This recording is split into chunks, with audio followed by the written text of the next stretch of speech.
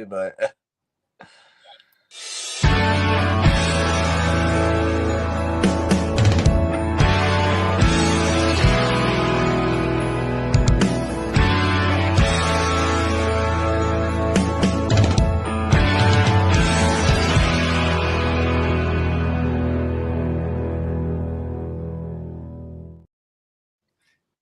Good evening, everybody, and welcome back to Talking Devils podcast, brought to you by talkthedevils.co.uk, your number one independent Manchester United podcast.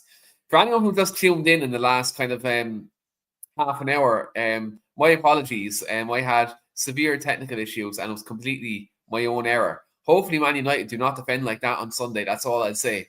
But obviously, it's great to be back here this evening. Obviously, joined by Phil Marsh and Lee Lawrence. International break is over. I was going into the international break thinking, thank God the international break is here. After watching my country in the international break, thank God Man United are back. I didn't think I'd be saying that at all. But yeah, look, it is what it is. Roy Keane's going to be Ireland's next manager by the looks of things. That'll be box office stuff. But as always, joined by my two favourite lads here. So we're here today to talk about the Manchester Derby. And obviously this is going to be a huge occasion on Sunday in the Etihad Stadium at the home of the noisy neighbours. Phil, international break is over. Transfer window's over. So now this is the part of the season where, we forget about all the other nonsense, all the outside noise. It's finally now kick on. Time to get the points on the table and show who you are. I suppose, is there any better game to have coming after an international break and deadline day being over? Is this kind of the game you need after, I suppose, the chaos that's been the summer? I think so, mate. I think it's a huge game for both teams, in my opinion. I think, City obviously not started the season very well either, so they're desperate for a win. But no, for Man United, I think this game is sort of coming at the right time, even though I'm not very optimistic about the result. I think, if we do get a good result against City at the weekend, the confidence that will instill into the players and obviously hopefully then that can, kickstart our season. I think obviously we've started okay. We've had some half decent performances in certain games so far. But yeah, I think this game in particular is obviously one now where you can sort of start to make a little bit of a statement and hopefully some of the players who will get opportunities due to the injuries that we've got, will be able to step in and sort of make an impact. I think we're going to definitely need some big performances from certain players. So yeah, looking forward to the game and hopefully we can get a good result and then that will hopefully then make us better moving forward. I think we've sort of started okay, as I said, and hopefully a good result on Sunday will give the confidence that little boost and that little bit of confidence that some of them probably need. Yeah, 100%. I think, look, for me, I think there's no better game to have after an international break, because think about this. I think the worst thing that could have happened was you don't have a game that I think the players' heads need to be switched on. Like, both of you play for Man United, your head needs to be switched on every game. But we've seen with this squad in the last how long, they seem to be more up for the bigger games rather than the other teams. When you're playing for Man United, you should be up for every single game. It doesn't matter whether you're playing Grimsby Town or Manchester City. So I think this is a good game to have at the start of the international break. Especially if you get a positive result, it'll create a good, I suppose, feel-good factor. And I think, look, with injuries there now, there's a couple of players I think have a chance. There's a couple of players who, if they do get on the pitch Sunday, have a point to prove. So I think, look, there's a couple of interesting elements kind of going into Sunday. Obviously, Lee Ruben Amorim revealed in his press conference today that Diogo Dalot, Matheus Cunha and Mason Mount are all out for Sunday. Two of them three players, the three of us collectively have actually been singing their praises since the start of the season. Do you think Sunday is a chance for the likes of maybe Amad Diallo, Joshua Zirkzee, and potentially Benjamin Sesko, players like that, to come in and actually make their stamp now from the start of the season? Yeah, mate, definitely. Don't get me wrong. It's Cunha and Mount's an absolute massive loss over the weekend. You know, it's going to be. I'm absolutely gutted about it, to be honest with you. They've been two of our best players all season. It does open the gate for, like, say, the likes of Ahmad to come in, hopefully. I'm still not sure whether they're going to play Ahmad or not, if I'm being honest with you. It just depends on what lineup he goes with. Got a sneaky feeling, me and Phil discussed it a little bit off camera, that I've got a feeling he may go with a Casemiro Ugarte in midfield, try and play a narrow 4 and hit him on the break. That's my gut feeling. I hope he doesn't, but that's my feeling with what he's going to go with, which I'd be disappointed if he does. But I'm not 100% sure whether he still gets a game, Ahmed, which, again, if it was me, it'd definitely be in there. But like Phil just touched on, then I think the weekend could be pivotal already. It's so soon in the season, but I think if we get a result that kickstarts our season, we've not been. I think we mentioned it last week on the pod. I certainly did mention it. We could have had 9 points from 3 games if we would have put our chance away. We've been possibly the best team in every game, just not had that clinical finish and that clinical edge. So you like to Sesko, Ahmed, people like that. Even Bayinda, it looks like he's going to stay in nets. He's going to have a point to prove. He's going to have stiff competition now. I know Onana's just been moved on, but they brought the young lad in, and obviously they're going to be fighting through. He gets that number 1 jersey. So a lot of players with a point to prove. Hopefully they do it. I'm a little bit pessimistic at the moment. I know it's not great to come on the United podcast and be a bit pessimistic, but yeah, I totally think if we do well and we get a result or even get a decent draw, that'll give the team and the squad a lot of confidence moving forward. Flip reverse that, if we get to go to City and get a hammering, which I'm keeping everything crossed we don't, I think confidence will go down, and it's back to square one. So I think, although it's so early in the season, I think it's a massive game. Yeah, it is. I think it's so early in the season, but the way I look at it is, the thing that kind of gives me confidence, look, it might be delusion, but like, it gives me confidence that looking at our recent record at the Etihad itself, we've done quite well. Whether it's under Ten Hag, not under Ten Hag, sorry. Whether it was under Ollie, whether it was under Ruben Amorim, we beat them there last season as well. Like, we've got a decent record there, and traditionally we hit them on the break as well. And what I've seen from City this season, like especially in the Brighton game, they struggle in transition quite a bit because of the way Pep has them so high up the pitch, and the way kind of the fullbacks are, and how far he has like the likes of Doku and that kind of set up to going forward on the wings. So I think, look, there's elements where, look, if Erling Haaland is on it, if Phil Foden is on it, then look, they can do us.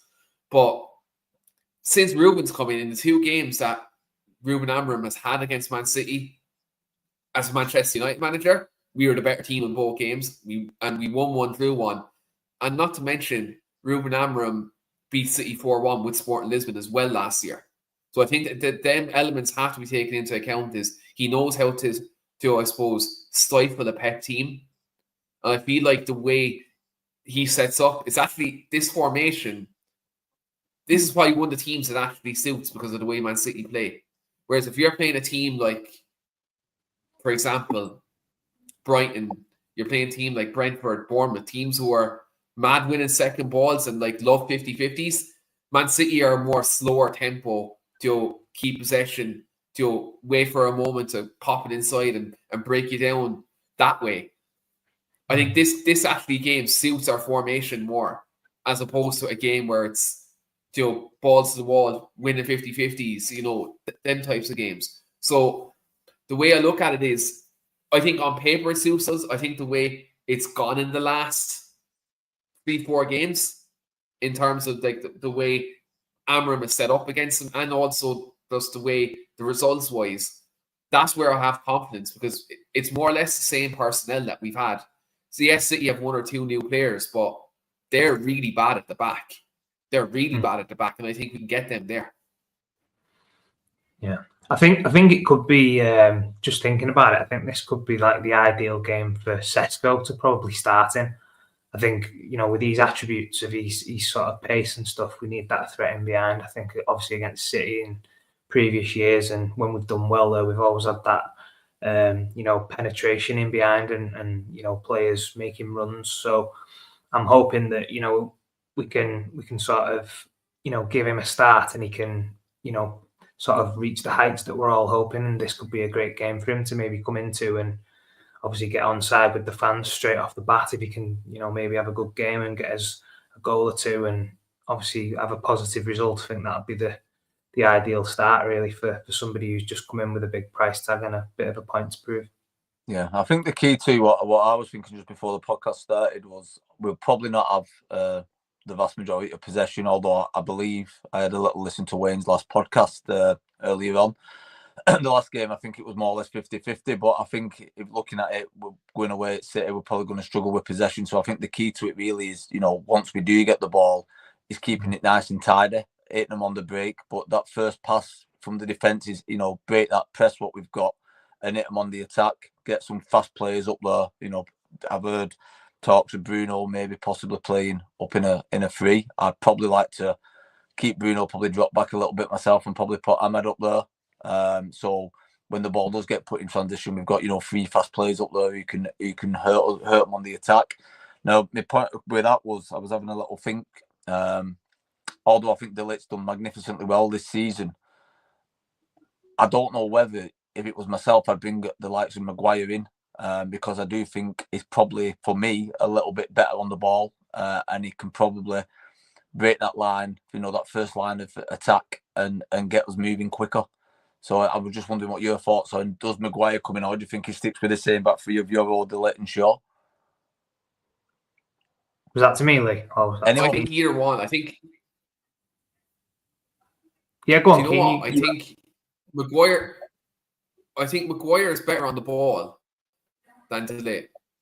I think Maguire is better on the ball, and I think what Lee said about him, breaking the lines with that first pass can definitely bowl. And also he's done well on Erling Haaland as well in previous games. I'm just thinking I'd put him in ahead of De Ligt just based on ball playing ability. But I'm thinking does Ruben Amorim want continuity in his three? Because I think Yoro, De Ligt and Shaw have been actually quite good the last couple of games despite some results. I think collectively as a three they've been good. So I'd personally bring Maguire in, but I feel like he may stick with continuity because I know he keeps talking about time on the training pitch and playing with his best team, and also as well De Ligt didn't get barely any minutes for Holland as well in the international break, so his back three is pretty fresh. So I think he might stick with the same, but I agree with your sentiment, Lee, that I think Maguire also aerially and I think on the ball, I think we have 2 advantages there if he plays. Yeah. I think the other thing too, when you just mentioned, you touched a little bit on the international break, and I touched on it at the beginning of the podcast, was I've got a feeling he'll play Ugarte and Mainoo and keep it tight. But the flip side to that is I'm sure they've both travelled quite a fair distance, haven't they? And the international break. Yeah, Ugarte, Casemiro, both playing with Uruguay and Brazil, yeah. Yeah, so you don't know if they're going to come back. They might not be fresh, so it may be a great opportunity to stick Mainoo in there. He's been fresh. He's not been away with the squad. He's been probably training. He's probably chomping at the bit to show what he can do. So again, it's going to be it's hard to see what the manager's going to do with it. Isn't it? It's going to be very interesting to see the team he picks. Really, I can't really put my finger on what I think he's going to do and what he's not going to do. Yeah, I think against Man City. Sorry, I think against Man City, for me, when you look at the teams that do well, and obviously for us, I think you need your players on the pitch who can handle the ball. As Lee said, we're probably not going to have masses of possession, so you need players who can handle the ball, who can move it, who aren't going to get caught on the ball and can sort of pick a pass and get us out, because we don't want to just keep turning over the ball and sort of having wave after wave of attack, because that's obviously when City build up that head of steam and sort of can hurt you. So I hope that we do start someone like Mainoo, who is quite good on the ball, who can get on the half turn, can keep it, can play forward, can get up and down. It's just, again, as Lee said, whether the likes of Casemiro and Ugarte are sort of fully fresh and ready to go. Do you know? I'm thinking here. I wonder, does he go with Ugarte and Casemiro, like you said? Because one thing that Man City have done this season with Pep Linders coming in is in some games they've gone a bit more direct in some phases of games, and I wonder is that going to be on Ruben Amorim's mind now because Rodri is back as well. It may be a case where, you know, will City go for the direct approach or will they go for the possession approach? Because when they went to the direct approach, they were going with Reinders in midfield and they were, you know, trying to, I suppose, nick it off Haaland, and Reinders making late runs into the box, you know, trying to shoot. So it was interesting to see because I think City can be a bit more adaptable now that Rodri's back, because I think he's key. Like you've seen last season when he wasn't in the team, how bad City were. And, you know, I think with the Pep Linders effect that they have there, that they have the option to go direct to Haaland, you know, with Rodri in the team now, do they go back to what they do best or do they go direct? I'll be interested to kind of see what happens there. What do you think? How do you think Man City are going to approach this?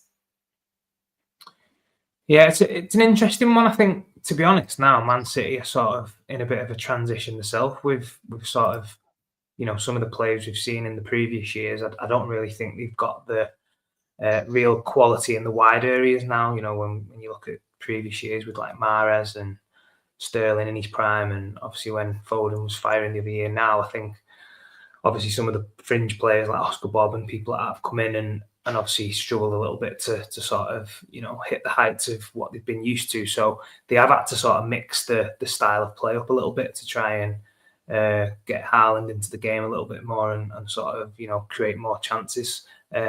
I do think that they will probably go a little bit more direct as well. Just I was actually going to mention that, and I think, you know, with Haaland obviously coming off the back of a good international spell, he's scored a few goals. You know, he's probably going to be feeling confident. I do think they will probably try and go a little bit more direct and just see, you know, obviously what we can do, and just try and maybe win some of the second balls in there as well, and just mix it up a little bit. I think that's probably where City are at the moment in terms of probably not quite sure of which way to go, and obviously the new players settling in and, as I say, in a bit of a transition. So I think it could be a bit of a mixture of sort of, you know, City trying to keep the ball and then maybe going long, and I think we just have to try and deal with it. But obviously in a derby game, first and foremost, you've got to be up for the battle. You've got to win the, you know, individual battles. You've got to have the heart and desire to go and, you know, beat that player you're up against, and hope then the quality will shine through.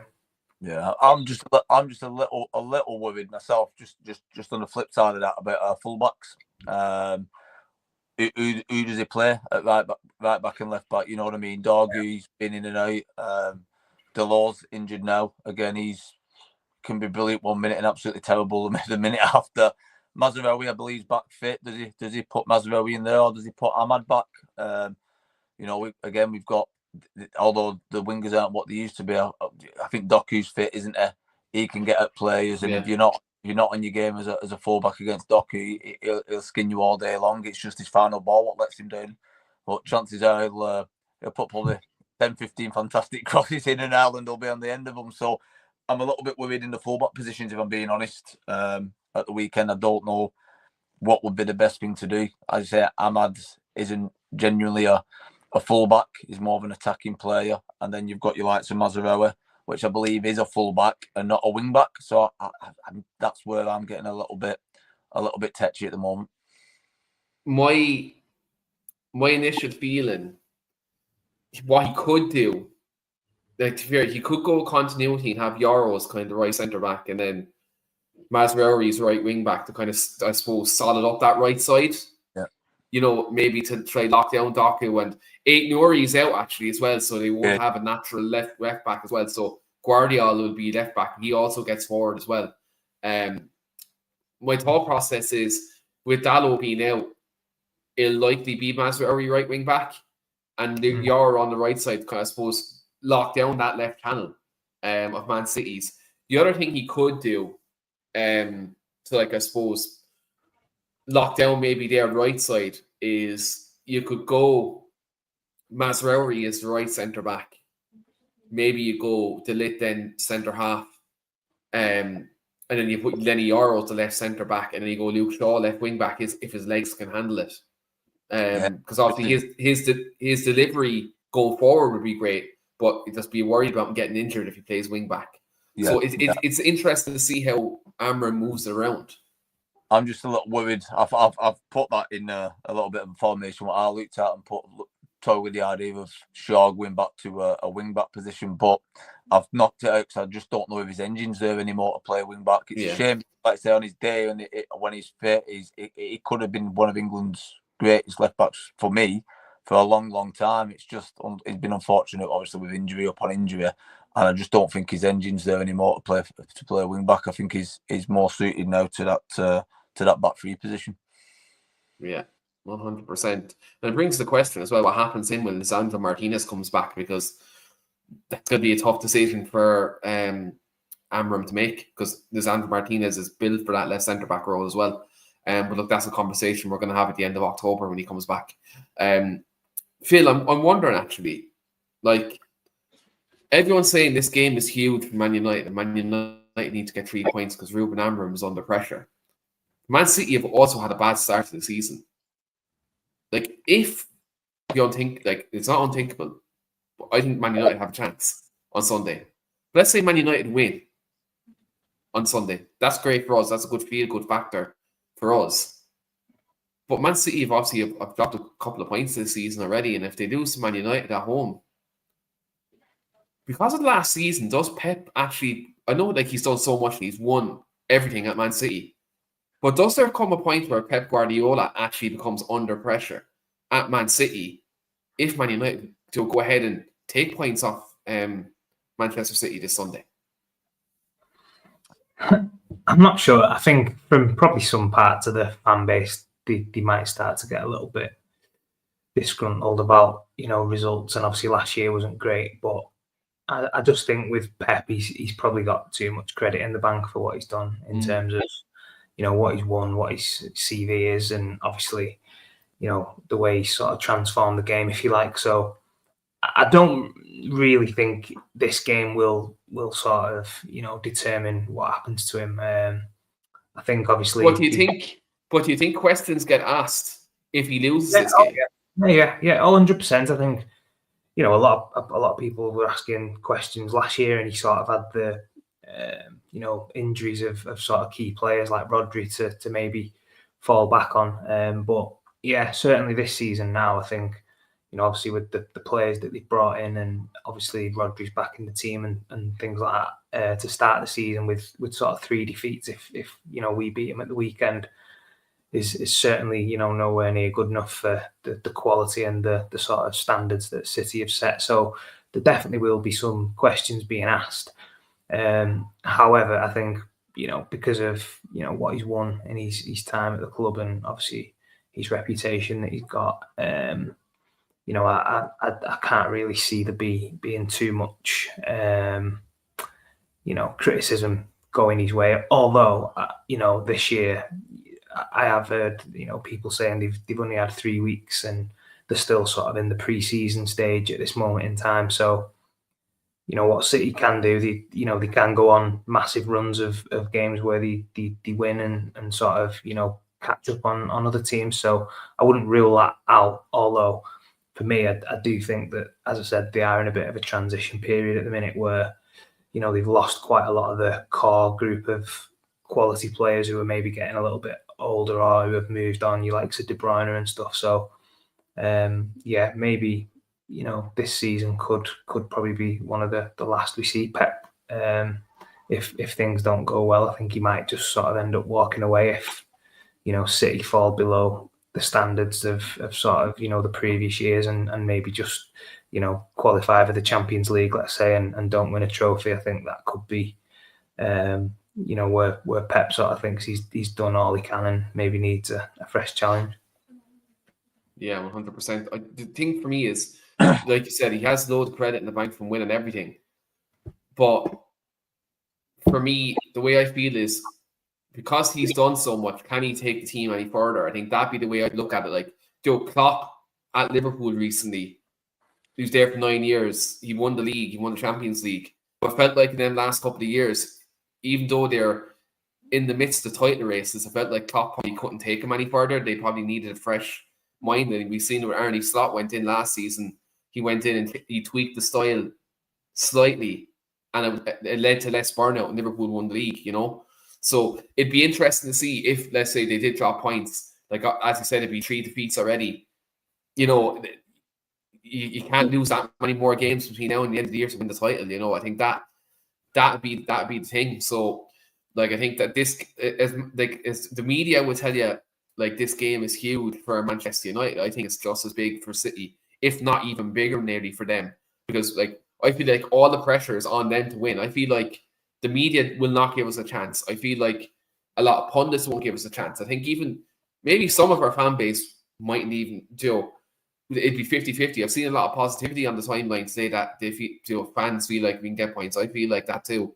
But obviously, I'll say there's another section of the fan base who will be a bit more pessimistic because it's Pep City. So I feel like, I think the pressure is on Man City to go and win, because I think they spent a rake of money. We've spent money, but they're like in everyone's mind, they're meant to be title challengers, you know, especially after that first game when they smashed Wolves as well. So it'd be interesting to see what happens if and when we win.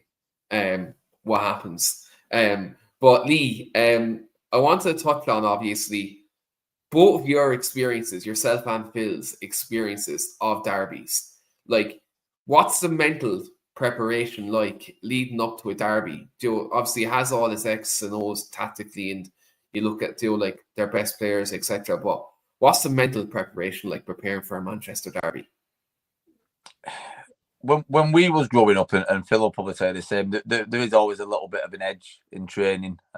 You know about it from your managers, and the players know that it's obviously our local derby. The hatred doesn't just start from the first team; it generates all the way through to youth level, and even from being 12 and 13. It's United City, and it's big. But I don't know if the generation now. We've mentioned this so many times on the podcast, but we was always up for every game. If I'm being honest, Keane, it was drummed into us that, like we mentioned before, what's happened with Grimsby and things like that. We never got brought up in a way where we took any game lightly. Like I say, it did spike when it was City, and we mentioned it again last week on the podcast when we was on about international football.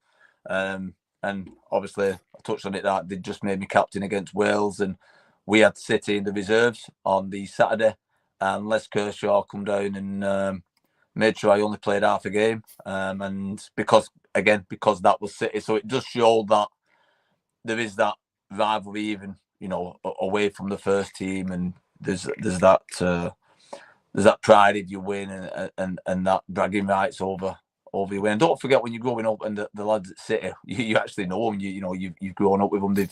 They're from the same area as you. You probably played Sunday league football against a lot of them, or schoolboy football growing up, so you actually know them. So although you're friendly off the pitch, that rivalry shines through at every level. But like I say, it's a bit difficult, because when we was growing up, we always got taught to take every game, whether it be City or Scunthorpe United. We'd always prepare exactly the same, and we'd always have that mentality to go in and do our best at all times, really. Yeah, exactly. Yeah, like I'd say there was that different edge, when it's City, even though it's like you said, most of the lads, and it's just bragging rights in it, like especially I say definitely in your time, when I'm not saying this disrespectfully, but City were a much smaller club then to what they are now. But even then, they would have been chomping at the bit to get scalped, So, I can only imagine. So, Phil, Lee obviously mentioned the mental preparation. I suppose you'd have a bit of edge in training. What were the games like when you played in them? Like, what were they like? Yeah, brilliant. I used to love the Liverpool and the Man City games, especially. Always had a little bit of extra spice. Tackles flying in, good individual battles, duels, everybody wanting to sort of prove a point. So yeah, them games were always brilliant and really enjoyable to be a part of. Thankfully for myself, and probably we was on the winning team more times than not, and it's obviously a great feeling when you win a game of football against anybody, but especially against, as we just touched on then, your local rivals and a lot of the lads who I knew personally as well. You always have that little bit of a bit of banter before the games, and then obviously you've got the bragging rights until you sort of play again. So yeah, as I say, them type of games are what you play football for. I think for me, I've got really fond memories of playing in them games, and obviously doing well in certain games, and sort of playing against some really good players who's obviously had great careers. So it's always good to think back of the times when you've represented Man United against Man City or Liverpool or whoever it may be, who's a local rival, and you've done well. But yeah, fantastic times and great to be a part of. As I say, I think now in the modern day, that sort of little bit of an edge and sort of the passion and all that kind of thing has maybe fizzled out a little bit from what it was back in our day, but still the fans will always be up for that game a little bit more than the rest, because obviously they know how much it means, and it's always a great game to sort of get a good result in. So I'm hoping this weekend we can get a good result, even though I did say before we came on air I didn't have a great feeling this weekend for some reason. I'm hoping I'm going to be proved wrong. So yeah, I've already have my in the studio. Already have my score prediction locked in. I'm gonna wait till the end of the podcast. But I have it locked in. I'll just add something on there. I've only just thought about it when obviously I stopped talking and Phil jumped on. Talking about us knowing obviously players who played for City and for Liverpool. One of my close friends growing up was Lee Croft. Don't you remember Lee Croft or not? Yeah, I know. 30, went to Derby. We grew up in the same area in Wigan. Schools was only a few miles apart. We played for the same Sunday League teams, Scarswood and Wigan Junior Athletics, and he was at City for a long time, as I was at United for a long time. And Lee growing up was always a right winger, and I was always a left back. So there was a bit of banter what used to fly between us both before the games on text messages and phone calls.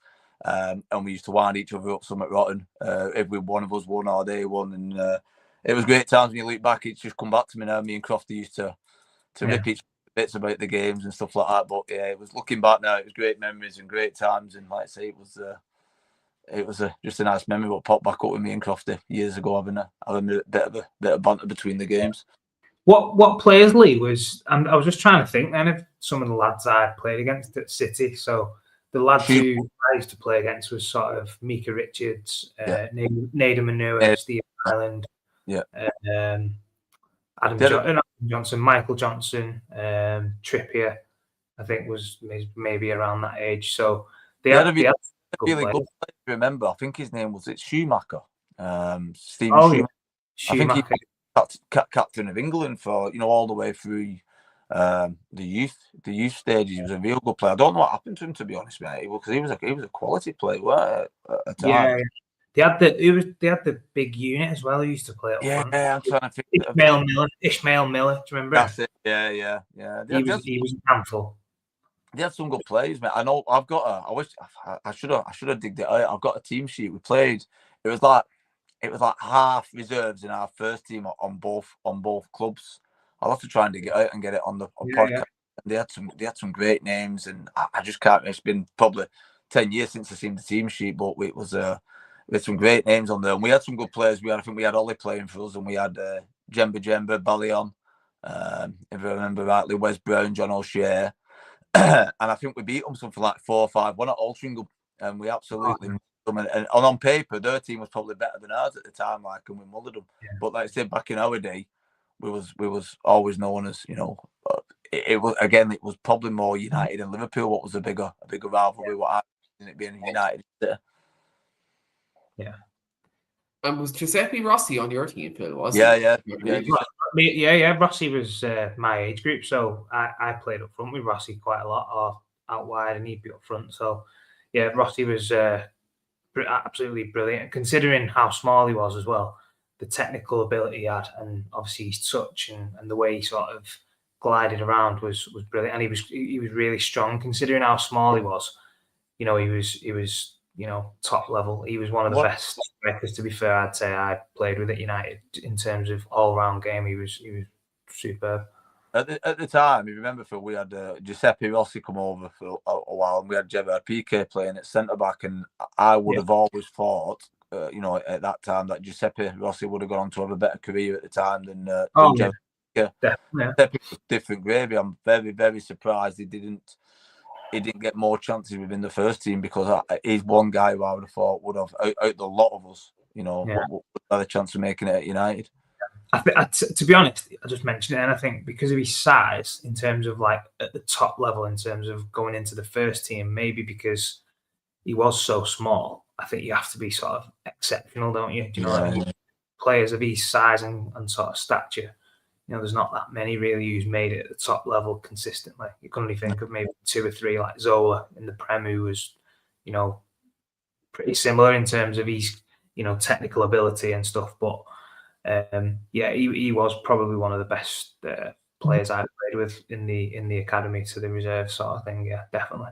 And don't get me wrong, Phil, like he probably was, the Premier League might not have been suited to him, but he has had a fantastic career. Well, he's had a great career. Yeah, and he went to. Did he go to Villarreal? And Villarreal, played in Italy, and obviously international. So we're not discrediting him at all. I just think, obviously, as you say, certain leagues probably would have suited him a bit better, because obviously the physicality of the Premier League maybe just didn't quite work out for him. But a great lad.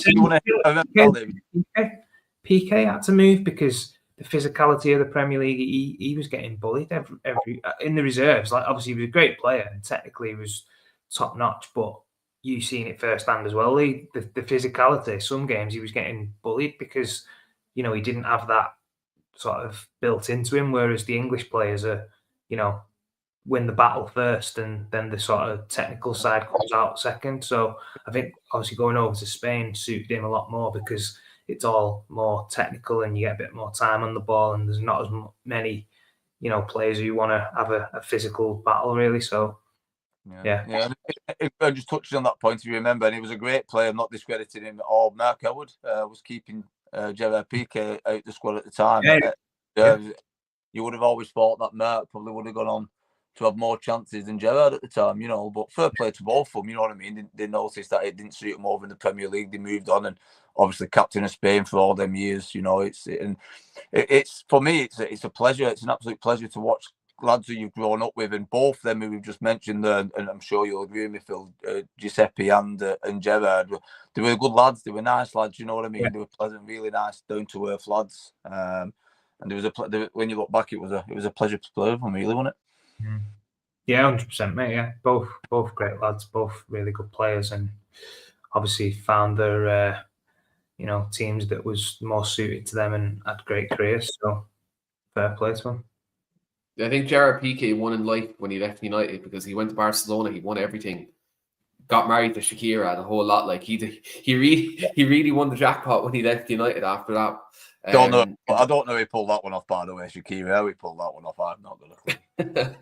Yeah, he really won the jackpot after he left United. But even on Rossi there, like, as well, like he had to remember, like, the shark tank of strikers United had when he was coming through. Like, you had Rude, Rooney, Ronaldo, Tevez, Luis Saha, Alan Smith.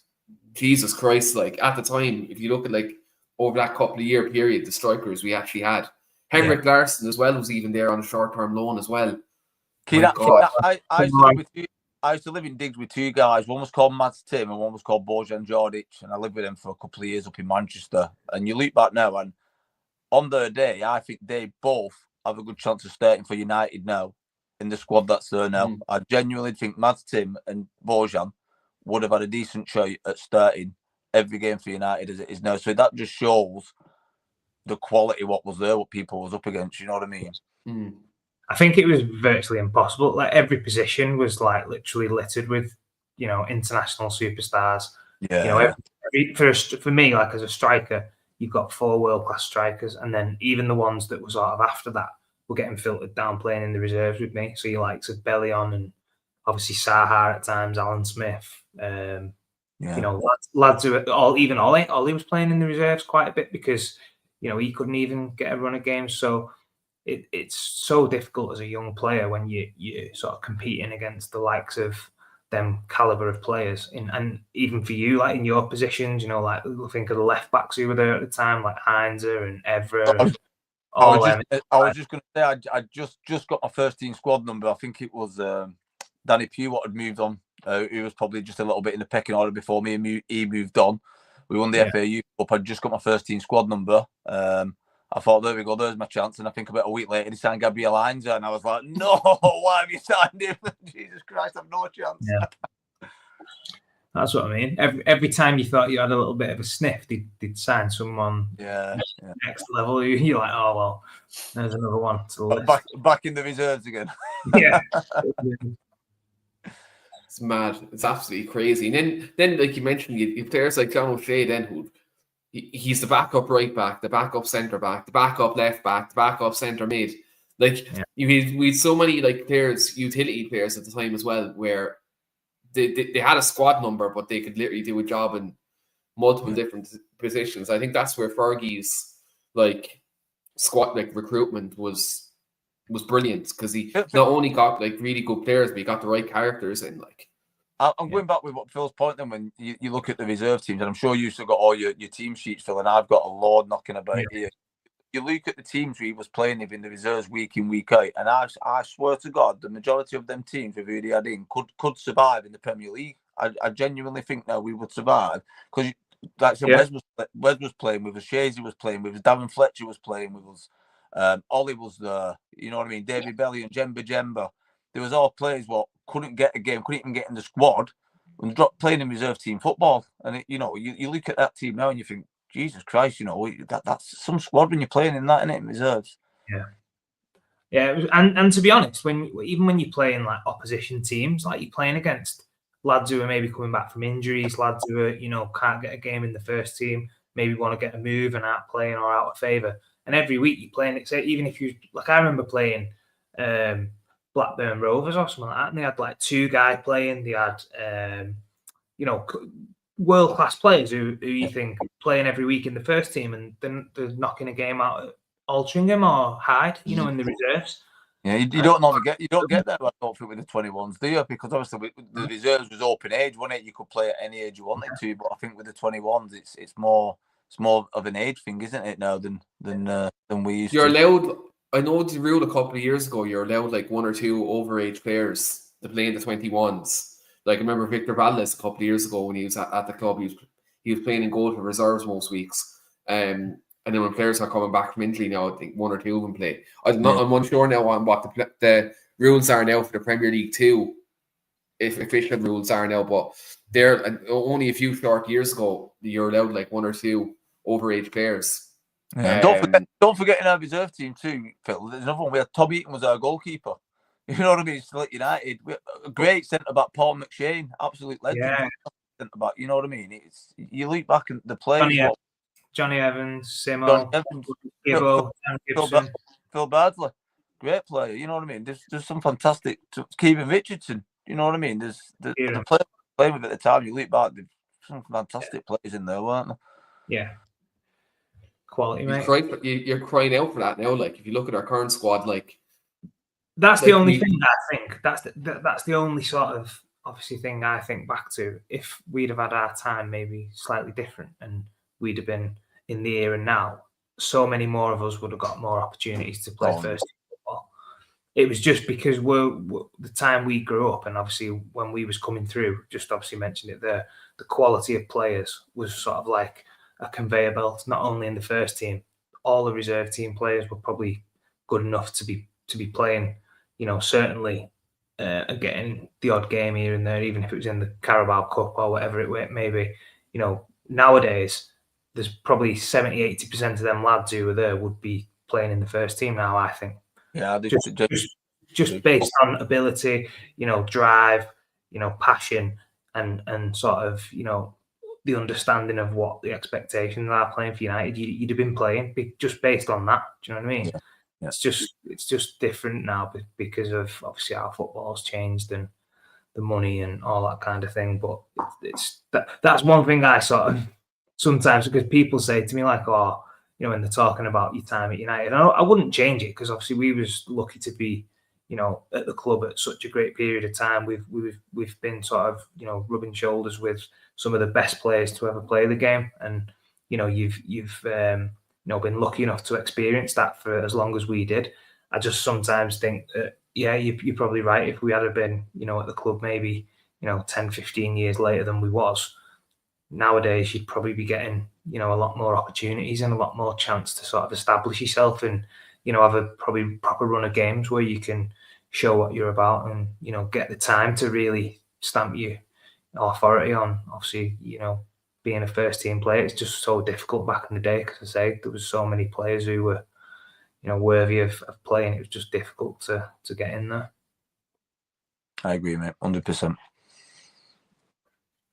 When you look at, obviously, I suppose the competitive nature of the Premier League now, but when you look at our current squad, like our current squad right now, you know, there's still the players there who are young. There's still players there who've, I suppose, have some experience, but they're probably on the latter side of their career. Do you think in our rebuild right now, if you look at Ruben Amorim and you look at what he's trying to do you think almost like the culture shift, it's going to take more time? Like, and we're talking, how many years do you think it's going to take, I suppose, to breed and win a mentality into the team, but then also, I suppose, get the right players and the right quality in? Considering, like you said, years ago we had, like, you know, so much depth that there was quality players that weren't even getting games. Now, right now, we could probably pick eight or nine and the 11, and a lot of these players even at times are interchangeable. I think what he's doing, I genuinely think he's looked at it, and he's the squad is very young. Don't get me wrong, the squad what he's got playing now, even in the starting 11, is a very, very young squad, slightly inexperienced, but with a bag full of potential. You know what I mean? We're nowhere near, for me, nowhere near winning a Premier League title at the minute. But I think if we use you know, you like see Lenny Yoro, we develop Mainoo and do it right with him. Even you like to Cunha. Was Cunha 24, 25? He's not too old. 25, yeah. Yeah. You know, it's Dog, who's a young kid. It looks like what he's doing is trying to bring young kids in with potential. And I think if he does it right, and then we build and build on every season, and then start bringing more quality in every season, because people, you know, the players, what, you know, he probably has wanted in the past, he's had to settle, or managing in the past have had to settle for second choice and third choice, because we've not looked like we're going anywhere or going in any direction. I think now, because we hit rock bottom last year, hopefully we see a decent improvement this year.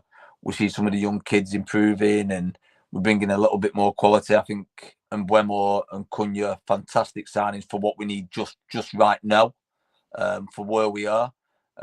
Push forward, start getting, you know, over the seasons a couple more with an improvement on that, and an improvement, start getting European football again. I don't think it'll take a massive amount of time for us to get back up and being in title contention. It's just if we're prepared to give our manager that time and that philosophy. And it seems that we get as a club and as fans, we had so much stability with Sir Alex Ferguson. You know, it was so stable and so stable for so many years. And we've had a period now, a long period, where it's been turbulent. And I think until we get back to that sustainability of keeping the same mentality and keeping the same coaching staff like we had all throughout since we were there, again, maybe even keeping the same formation. I don't always agree with it, but it needs to be something where we get a philosophy back, and something what, you know, we build from the kids upwards, and we get that mentality back.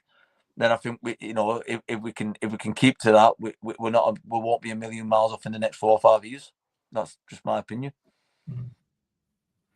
Yeah, only thing I'd add to that is, I think what you just said in regards to the squad being a quite young squad. I think what you get with young players and sort of a bit more youth in the side is sort of in different performances. Like, obviously the performance levels do sort of seem to be a little bit more inconsistent. I think where we lack at this moment in time is maybe having that 2 or 3 players who's got that real experience, that real leadership, that real guidance of sort of, when maybe performances aren't quite going the way we want to be able to, have that shift and have that culture within the dressing room to know, that, you've got them 2 or 3 lads who you can rely on and count on, who can really step up and be counted for.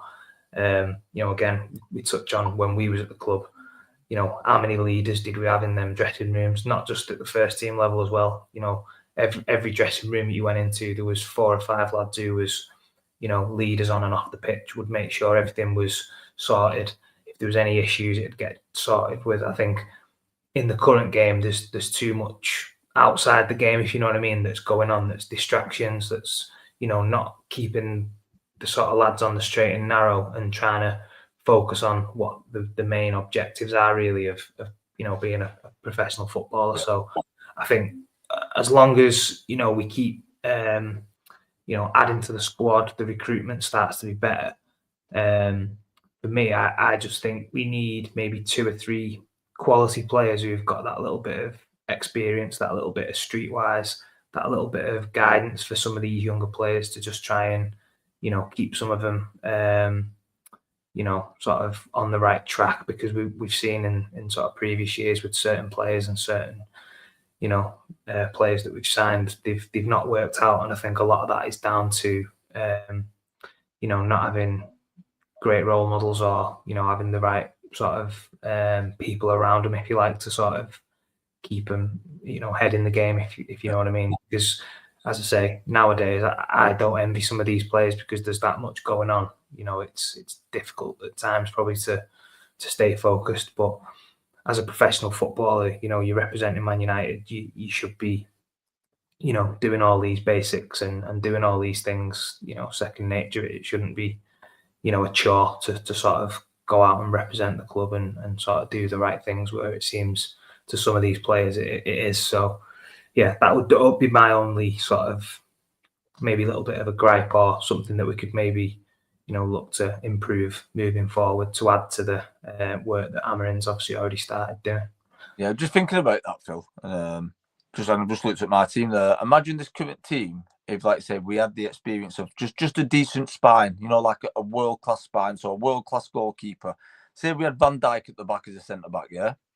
Say if we would have signed Harry Keane as a centre forward, been there, done it, still banging goals in for England internationally, still banging goals in for Bayern Munich, and a world-class midfielder. I know Bruno Fernandes you could probably put in that bracket, and Bruno Fernandes is a leader, so we could probably have Bruno there. If you had the likes of a Van Dijk, I don't know about the keeper. I don't know what keeper I would use. But then say you had a Harry Keane, 3 players with your Bruno Fernandes, I think puts us back into Declan Rice or someone like that. Like a Declan Rice when we had the chance to sign him.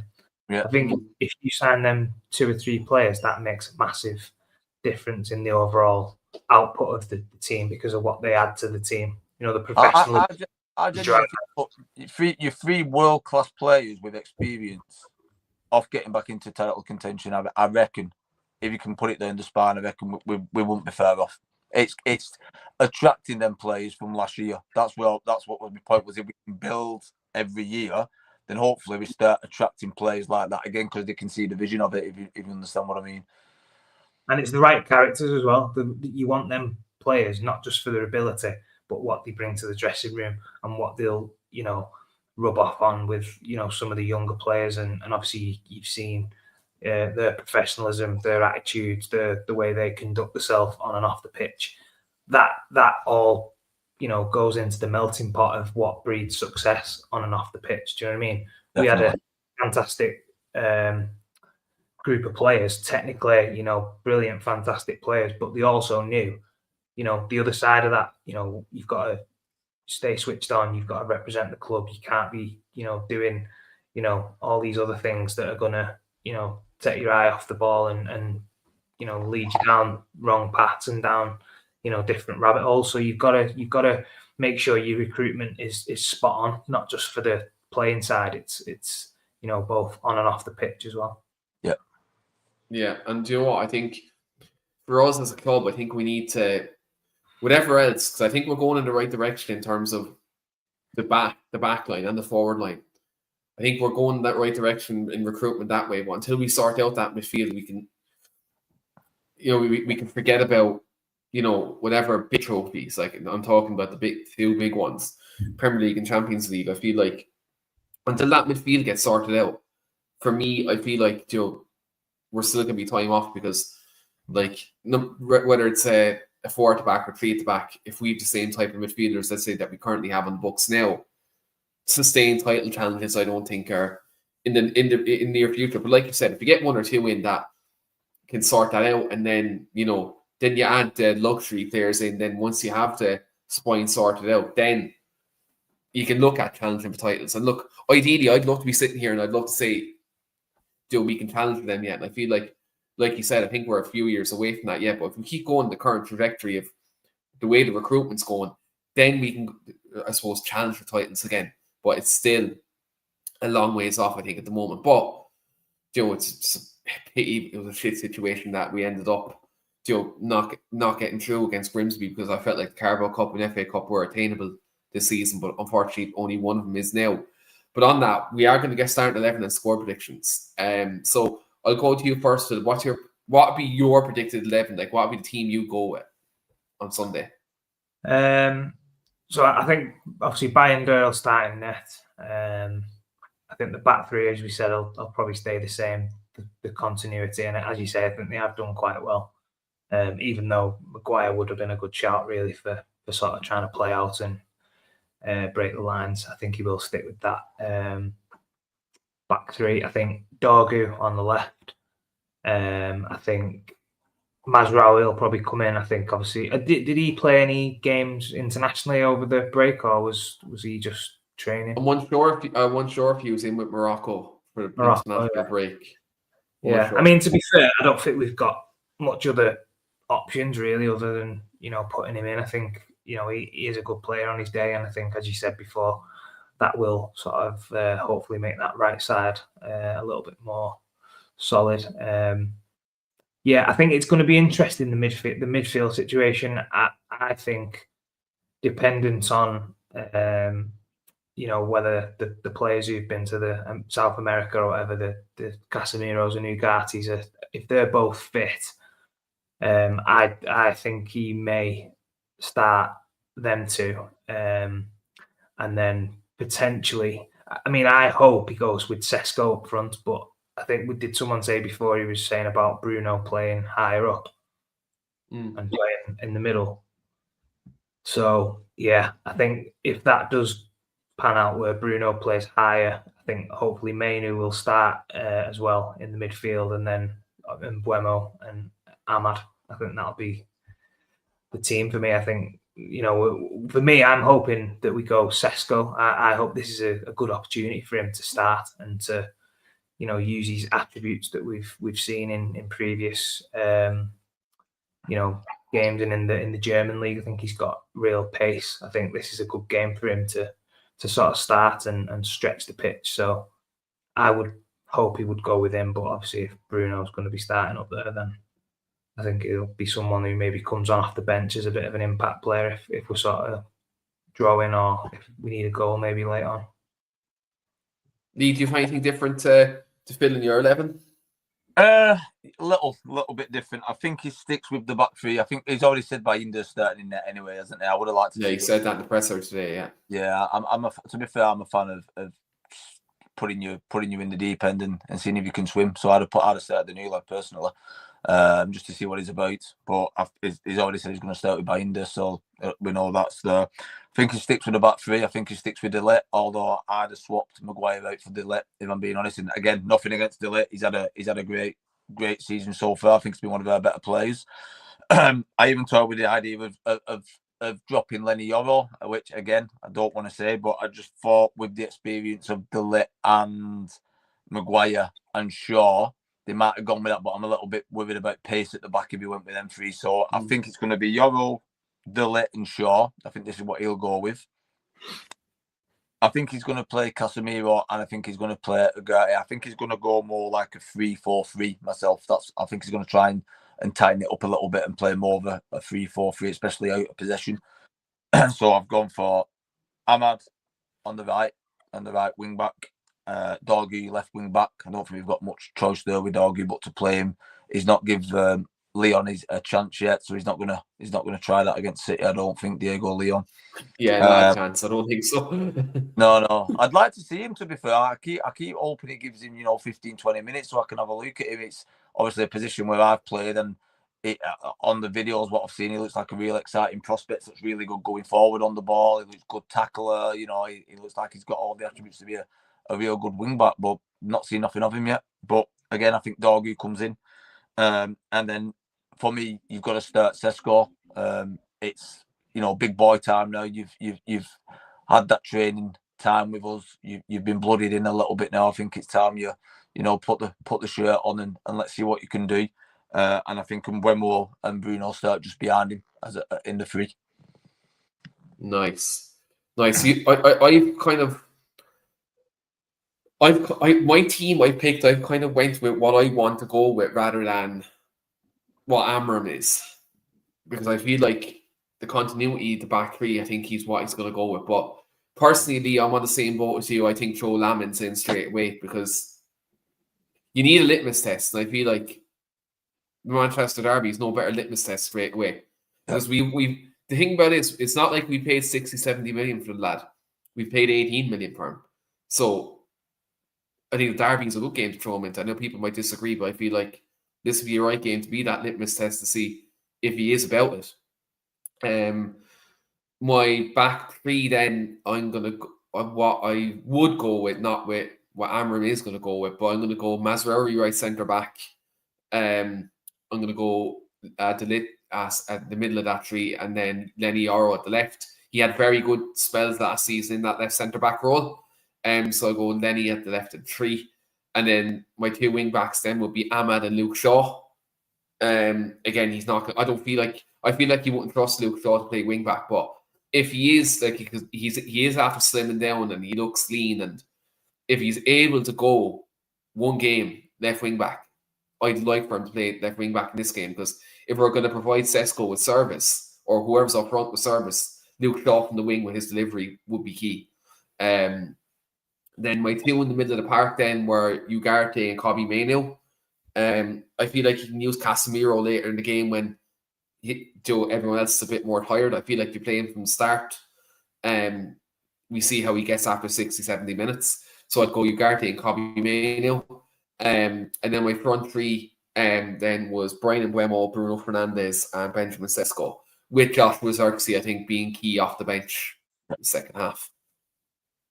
Yeah, so it's a good. To be fair, listening to that, I know it's a little bit different than what me and Phil went, but that's I actually wrote the first thing I wrote down on a piece of paper when I come home was the key for me. If we're gonna do anything, is taking our chances. But to take our chances, we need the delivery, which we haven't been getting. And I do feel like Luke Shaw would provide a lot better delivery and a lot better service for Sesko than Patrick Dorgu would at the moment. I think Dorgu's got a lot of, but he needs to work a lot on his final ball. And as a matter of fact, Ahmad does too. Ahmad can beat any player. He's fantastic at beating a player, and he's quick off the mark and get round you. But sometimes, a lot of the time, his final ball, I feel, he lacks that bit of quality or a bit of composure to put it on a sixpence for someone. So I think when we improve that, I think Sesko then will start. We'll start seeing the good side of Sesko. But I think that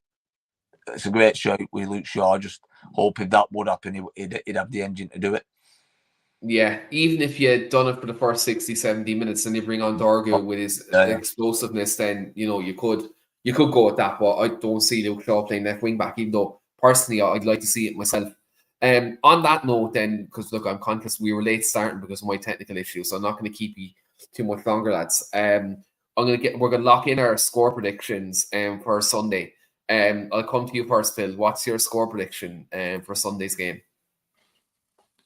Do you want my head or my heart?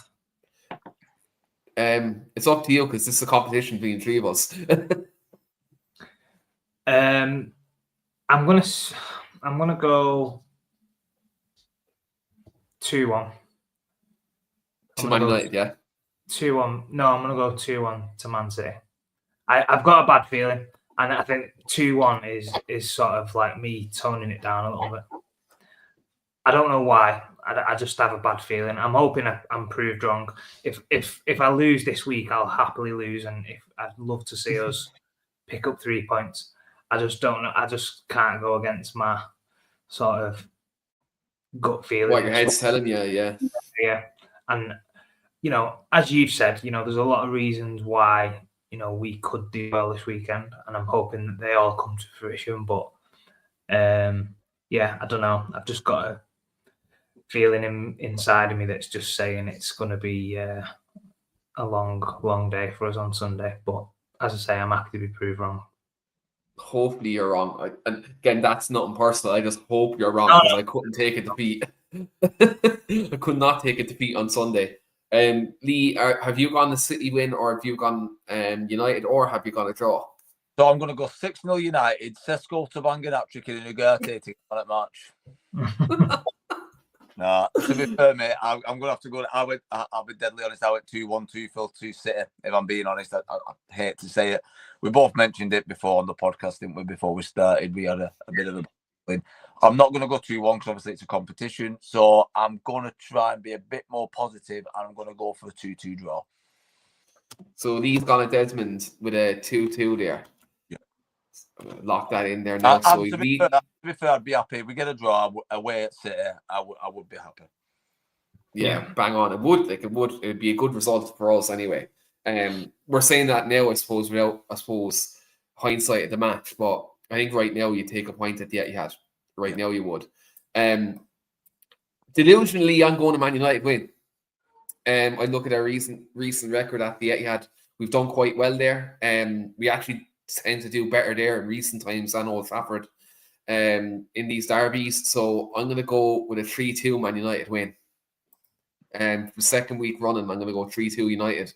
I just feel like it's going to be one of them games where it's going to be a heap of chaos. And then I feel like our bench could actually win us the game.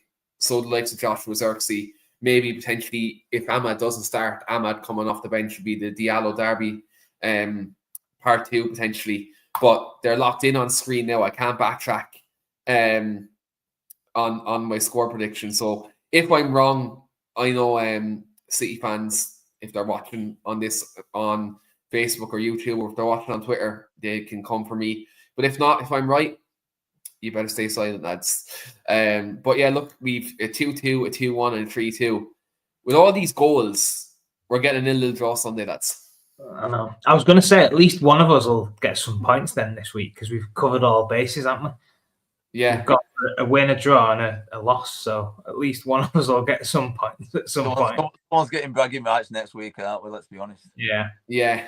I got absolutely jammy, by the way, with the 3-2 because I was going to go like a 2-1 for the Burnley game. You did another Keane with the. You nudged me on my 3-2. You said, go with your 3-2. If you say 3-2, go with it. And I said, okay, I'll go for it. And then sure, Bruno gets that like 93rd minute penalty, which bails me out for the 5 points. I thought, because I'm so poor at it, I thought you boys were going to get me my first points of the season, but you didn't even pull that off for me, did you? I wanted to throw in 4-0, and Phil was like, no, Lee likes a 3-1. So we threw. I was unlucky. I got you the right amount of goals. I didn't see us conceding 2, to be fair, against Burnley, but. To be fair, realistically, when you look back at the game, the 4-0 was probably what it should have been, wasn't it? When you look back at it. First half, yeah.